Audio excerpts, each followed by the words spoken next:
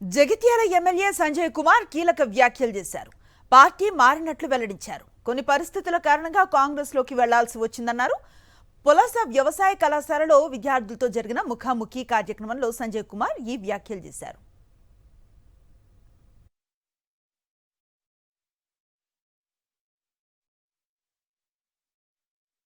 నన్ను చాలా మంది అంటుంటే మీరు పేపర్లలో చూస్తూ ఉంటారు. ఇక్కడ మా ప్రజాప్రతినిధులు ఉన్నారు. సంజయ్ కుమార్ సార్ అడిగేసిడు, ఇటు పోయిండు. ఎస్, పోవాల్సిన అవసరం వచ్చింది. మరి నేను ఇవాళ ప్రభుత్వంతో మంచిగా కలిసి మెలిసి ఉన్నా కాబట్టి ఇవాళ అంతమంది 240 మంది విద్యార్థులకు 2024లో అడ్మిషన్స్ లేకుండా ఇచ్చిండు. నన్ను చాలా మంది అంటుంటే మీరు పేపర్లలో చూస్తూ ఉంటారు. ఇక్కడ మా ప్రజాప్రతినిధులు ఉన్నారు.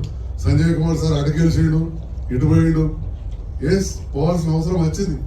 మరి నేను ఇవాళ ప్రభుత్వంతో మంచిగా కలిసి మెలిసి ఉన్నా కాబట్టి ఇవాళ అంతమంది 240 మంది విద్యార్థులకు 2024లో అడ్మిషన్స్ లేకుండా ఇచ్చిండు.